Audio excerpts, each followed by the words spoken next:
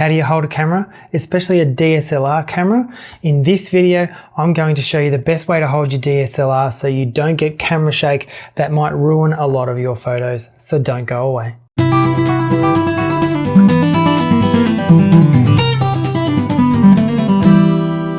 Hi there, I'm Barry Callister of Barry Callister Photography, founder and creator of Photographer's Freedom, giving you the time, gear and skills to be the best photographer you can be. Welcome to my channel and thanks for watching this video. Today, we're going to get straight into the content. This may seem like a really stupid thing to say straight up, but use two hands.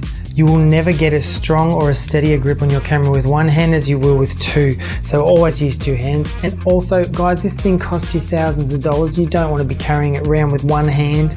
Okay, get a good grip on it. Now you'll notice that at the front of your camera below the shutter button there is this scalloped out hand grip. Obviously designed for your right hand fingers to wrap around there and grip the camera. You want to leave your index finger free to press down the shutter button. And your thumb will go at the back of the camera and sit on the thumb pad there, or there will be some sort of scalloped out area for your thumb to sit. So that is a good strong grip right there with your right hand. What your left hand then does is, in a U shape like this, you will cup the lens from underneath. This leaves your index finger and thumb free to work the focus ring or the zoom ring if it's a zoom lens. And that is a nice, good, strong grip on your camera. Now, what will help to make this extra strong is pulling your elbows into your body. Don't have your elbows flailing out here like chicken wings, because that is not a really strong grip. You can feel the strength. When you pull your elbows into your torso like that, you can feel the strength and the sturdiness there. It is a much stronger platform for your camera to rest on. If you're using your camera in portrait mode, all that happens is your right hand keeps gripping the camera. You tilt it up this way like so.